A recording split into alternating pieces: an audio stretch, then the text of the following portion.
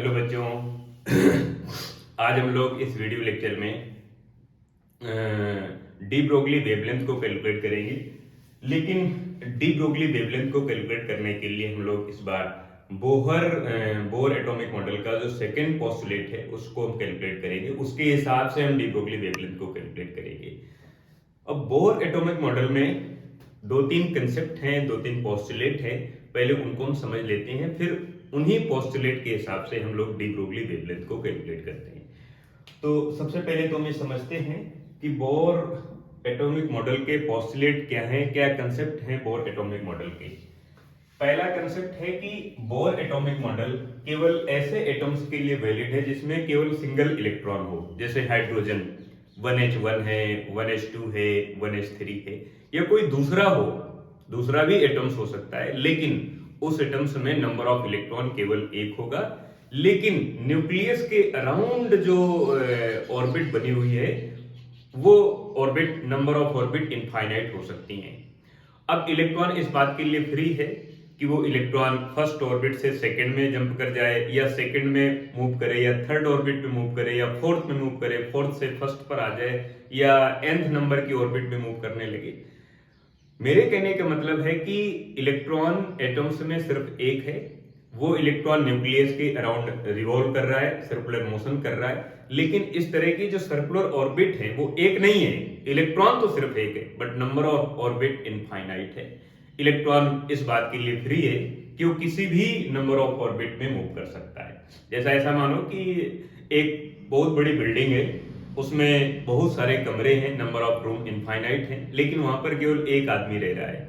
अब वो आदमी इस बात के लिए फ्री है कि किसी भी रूम पर जाए, फर्स्ट से सेकंड पर, सेकंड रूम से थर्ड रूम पर, ये किसी भी रूम से किसी भी रूम पर जा सकता है, या किसी भी रूम में रह सकता है। इसी तरह से इलेक्ट्रॉन न्यूक्लियस के अराउंड रिवॉल्व करते समय किसी भी नंबर की ऑर्बिट में मूव कर सकता है, या मूव करने के लिए फ्री है। समझते हैं de Broglie explanation of Bohr second postulate.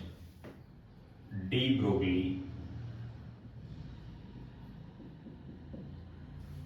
explanation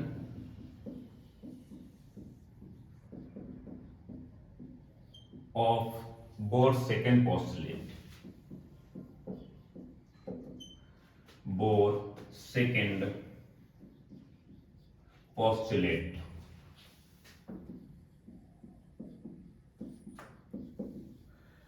अब बोर एटॉमिक मॉडल के तीन पोस्टुलेट हैं, यानी तीन कंसेप्ट हैं, तीन एप्लीकेशन हैं, तीन रूल हैं। पहले हम इन तीनों को बारी बारी से समझ लेते हैं। अभी जैसा पहले मैंने बताया कि बोर एटॉमिक मॉडल केवल सिंगल इलेक्ट्रॉन एटम्स के लिए वैलिड है, ऐसे एटम्स में जिसमें केवल एक ही इलेक्ट्रॉन हो, लेकिन उस एटम्स में नंबर ऑफ ऑर्बिट इनफाइनाइट हो सकती हैं।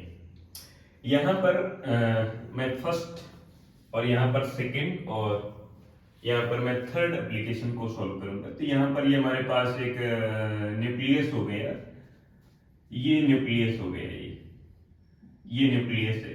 न्यूक्लियस पॉजिटिवली चार्ज होता है बिकॉज इसमें प्रोटॉन्स हैं। न्यूट्रॉन्स होने की वजह से इसमें नेगेटिव चार्ज तो हो ही नहीं सकता बिकॉज यहाँ पर कोई इलेक्ट्रॉन नहीं होता है न्यूक्लियस के अंदर। प्रोटॉन है और न्यूट्रॉन है, न्यूट्रॉन में जीरो चार्ज है। इसके बाहर ये ऑर्बिट बनी हुई है और इस ऑर्बिट पर ये इलेक्ट्रॉन रिवॉल्व कर रहा है।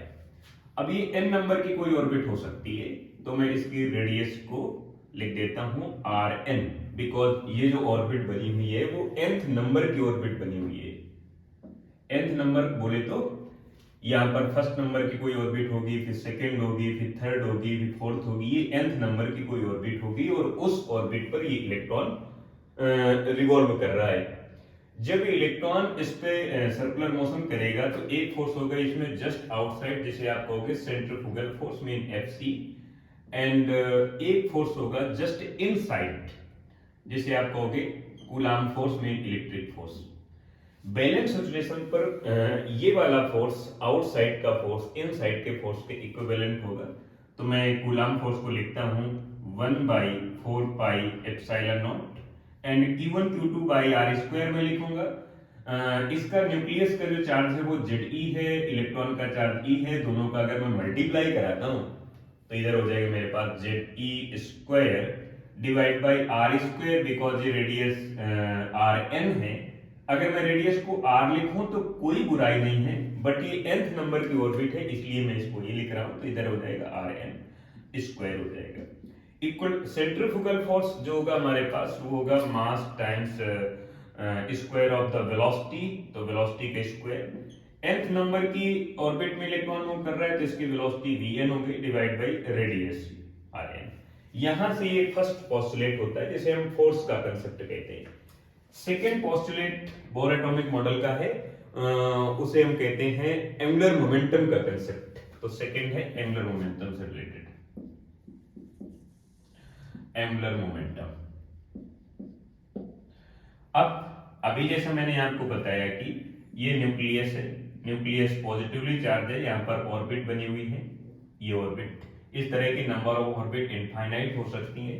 ये फर्स्ट ऑर्बिट हो गई, second, third, fourth, fifth, six, seven, eight, ये इनफाइनाइट तक इस तरह से जाएंगी। अब इलेक्ट्रॉन सपोज दैट यहां पर मूव कर रहा है या यहां पर मूव कर रहा है, इलेक्ट्रॉन सिर्फ एक है, नंबर ऑफ ऑर्बिट इनफाइनाइट है। बोर एटॉमिक मॉडल का जो सेकेंड पोस्टुलेट है जिसे आप एंगुलर मोमेंटम के नाम से जानते हैं, वो ये कहता है कि इलेक्ट्रॉन का जो एंगुलर मोमेंटम होगा वो nh डिवाइड बाय 2 पाई के इक्विवेलेंट होगा। अगर इलेक्ट्रॉन का एंगुलर मोमेंटम nh और 2 पाई के इक्विवेलेंट नहीं है, बराबर नहीं है, तो इलेक्ट्रॉन उस ऑर्बिट में रिवॉल्व नहीं कर पाएगा, अपने आप को एडजस्ट नहीं कर पाएगा, वहां पर मूव नहीं कर पाएगा। क्योंकि मैं n नंबर की ऑर्बिट के लिए इलेक्ट्रॉन का एंगुलर मोमेंटम कैलकुलेट कर रहा हूं, तो मैं इसको इस तरह से लिख सकता हूं, angular momentum equal to nh divide by 2 pi. Suppose that electron यहां पर मूव कर रहा है और यहां पर इलेक्ट्रॉन का जो एंगुलर मोमेंटम है वो nh ओवर 2 पाई के इक्विवेलेंट नहीं है, तो यहां पर नहीं मूव करेगा, यहां पे जंप कर जाएगा, यहां पे जंप कर जाएगा। जहां पर जिस ऑर्बिट में इलेक्ट्रॉन का एंगुलर मोमेंटम nh ओवर 2 पाई के इक्विवेलेंट होगा, इलेक्ट्रॉन उसी ऑर्बिट में कंटिन्यू सर्कुलर मोशन करेगा। और इसके इक्विवेलेंट आप लिख सकते हैं angular momentum equal to mass times velocity multiply radius, इस तरह से equal to nh divide by 2 pi आप लिख सकते हैं। ये हो गया मास, यानी इतनी वैल्यू हो गई लीनियर मोमेंटम की, मल्टीप्लाई डिस्टेंस हो गई जिसे आप रेडियस कह रहे हैं, तो यहां से आप रेडियस की वैल्यू कैलकुलेट कर सकते हैं। थर्ड पोस्टुलेट जो है बोर एटॉमिक मॉडल का वो है एनर्जी से रिलेटेड।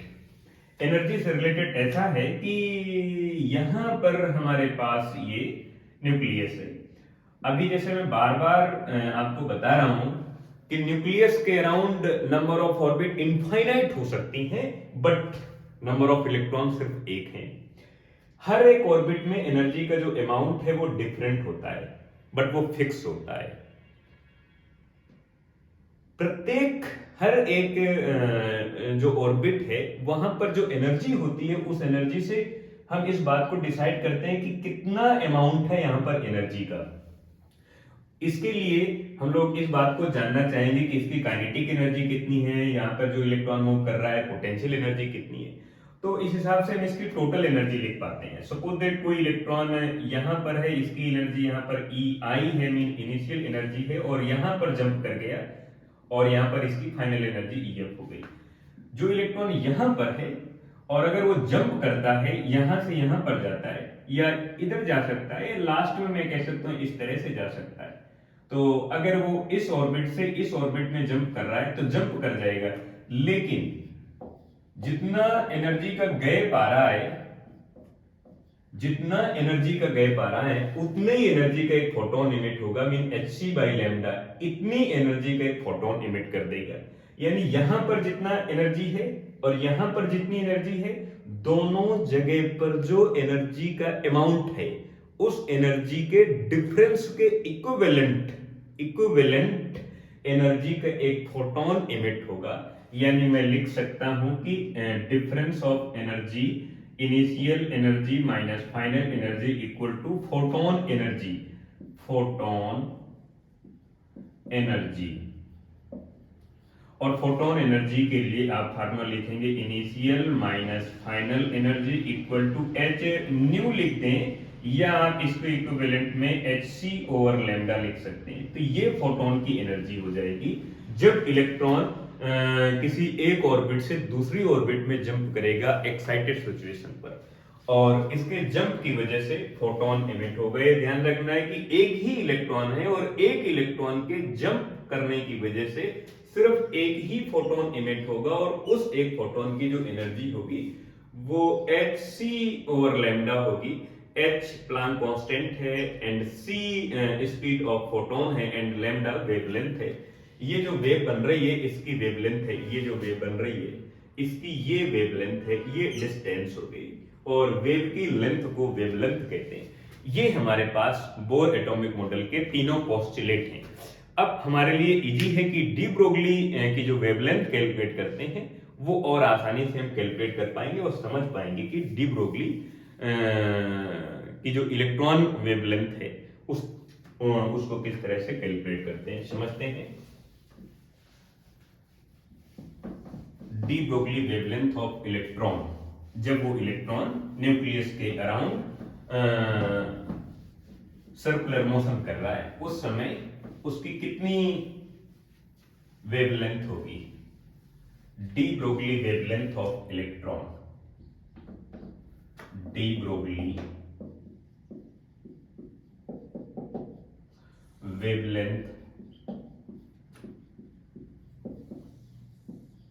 Of electron. इलेक्ट्रॉन की डी ब्रोगली वेवलेंथ हमें कैलकुलेट करना है। तो अभी मैंने जैसा बताया कि इलेक्ट्रॉन न्यूक्लियस के अराउंड सर्कुलर मोशन करता है और इलेक्ट्रॉन एक है एटम्स में। एटम्स के अंदर इलेक्ट्रॉन बहुत होते हैं, जैसे हीलियम है, लिथियम है, बेरिलियम है, कार्बन है, बहुत सारे इलेक्ट्रॉन्स हो सकते हैं, लेकिन बोर एटॉमिक मॉडल केवल सिंगल इलेक्ट्रॉन्स के लिए वैलिड है। तो मैं अगर यहाँ पर एक न्यूक्लियस बनाता हूं और इसके आसपास ये ऑर्बिट बना देता हूं और यहाँ पर इस ऑर्बिट में इलेक्ट्रॉन को मूव करना है, तो यहाँ पर ये इलेक्ट्रॉन है, लेकिन जब ये इलेक्ट्रॉन मूव करेगा तो इस तरह से मूव करेगा, माने इसके मोशन की वजह से इस तरह की वेव डेवलप हो जाएगी, इस तरह की वेव डेवलप हो जाएगी। तो इस वेव की वेवलेंथ को हम कैलकुलेट करना चाहते हैं, तो कितनी वेवलेंथ है, ये हो जाएगी लैम्डा। और अगर ये रेडियस हो गई r, बिकॉज ये nth नंबर की कोई ऑर्बिट हो गई तो मैं इसे rn लिख सकता हूं। अब इस सर्कुलर ऑर्बिट का जितना भी पैरामीटर है वो है 2 पाई r, बिकॉज nth ऑर्बिट के लिए है तो 2 पाई rn इक्वल टू होगा n लैम्डा के, बिकॉज यहाँ पर एक वेव बनी है तो एक वेव की वेवलेंथ हो गई लैम्डा। इस तरह से दूसरी बनेगी, तीसरी बनेगी, चौथी बनेगी, तो कितनी इस तरह की वेव बन सकती है, n लैम्डा हो सकती है। एंड में अगर डी ब्रोगली वेवलेंथ को कैलकुलेट करता हूं तो lambda equal to 2 pi rn divide by n। आप n से n कैंसिल आउट नहीं करेंगे बिकॉज ये नंबर ऑफ ऑर्बिट है और डिपेंड करता है कि इस नंबर की ये रेडियस है। और अगर आप r की वैल्यू कैलकुलेट करते हैं तो सेकंड पोस्टुलेट का यूज कर लेंगे, angular momentum ln equal to nh divide by 2 pi. आप इसके इक्विवेलेंट लिखेंगे mvnrn equal to nh divide by 2 pi. आप यहाँ से रेडियस की वैल्यू कैलकुलेट कर लेंगे तो हो जाएगा nh divide by 2 pi multiply mvn हो जाएगा। और ये वैल्यू अगर आप यहाँ पर अब यूज करते हैं तो lambda equal to 2 pi by n and radius की वैल्यू है हमारे पास nh डिवाइड बाई 2 पाई, फिर मल्टीप्लाई में mvn है एंड n से n कैंसिल आउट हो जाएगा, 2 पाई से 2 पाई, तो लैम्डा इक्वल टू हो जाएगा h divide by m multiply vn। और आप इस बात को जानते हैं कि मास टाइम्स वेलोसिटी को मोमेंटम कह सकते हैं, तो ये वैल्यू इतनी मोमेंटम हो जाएगी, तो आप इससे lambda equal to h divide by p कह सकते हैं, जो हमारे पास एक इनिशियल फार्मूला बनकर आता है डी ब्रोगली वेवलेंथ का। तो आप इस तरह से समझें या इस तरह समझें या इस तरह समझें, और ये है D Broglie wavelength. De Broglie का स्टेटमेंट ये है कि जब भी कोई पार्टिकल मूव करता है, चाहे वो इलेक्ट्रॉन हो या प्रोटॉन हो या कोई डस्ट पार्टिकल हो या न्यूट्रॉन हो, यहाँ तक कि एयर मॉलिक्यूल्स हो, एटम्स हो, कोई भी पार्टिकल हो, अगर मूव करेगा तो उसके मोशन की वजह से वेव डेवलप होगी। यानी वो पार्टिकल बिल्कुल स्ट्रेट पे नहीं जाता है, इस तरह से ऑक्सीलेट करते करते आगे की ओर जाता है, इस तरह से ऑक्सीलेट करते करते आगे की ओर जाता है। जैसे आप क्रिकेट की बॉल को थ्रो करते हैं तो आपको ये महसूस होता है कि बॉल बिल्कुल स्ट्रेट गई, या इस तरह से प्रोजेक्टाइल मोशन करते हुए आगे की ओर गई, इस तरह से प्रोजेक्टाइल मोशन करते हुए आगे की ओर गई, लेकिन नहीं, ये इस तरह से जाती है, इस तरह से। लेकिन इसका जो ऑक्सीलेशन है वो इतना स्मॉल है कि उसको हम समझ ही नहीं पाते हैं कि यहां नहीं, बॉल भी ऑक्सीलेट करते करते प्रोजेक्टाइल मोशन कर रही है। इसलिए इस बात को हम कह सकते हैं फ्रॉम डेविसन जर्मर एक्सपेरिमेंट का ये प्रूवमेंट है डी ब्रोगली वेवलेंथ में कि कोई भी पार्टिकल मूव करे, चाहे वो इलेक्ट्रॉन हो, प्रोटॉन हो, एंटी पॉजिट्रॉन हो, पॉजिट्रॉन हो, न्यूट्रॉन हो, क्वार्क हो, डस्ट पार्टिकल हो, एयर पार्टिकल, कोई भी हो, मूव करेगा तो उसके मोशन की वजह से एक वेव डेवलप होगी। उस वेव को डी ब्रोगली वेव कहेंगे। उस वेव की जो वेवलेंथ होगी उस वेवलेंथ को डी ब्रोगली वेवलेंथ कहते हैं। इस तरह से डी ब्रोगली वेवलेंथ कैलकुलेट करने का एक फार्मूला है, और एक सिंपल सा एक फार्मूला हमारे पास है h बाई पी, यानी Planck constant over momentum equal to de Broglie wavelength, और ये किसी की भी डी ब्रोगली वेवलेंथ हो सकती है। ये एक छोटा सा एक कंसेप्ट है जो आपको इस बात को समझाता है कि किस तरह से हम लोग D Broglie wavelength and Bohr bore postulate को कैलकुलेट करते हैं।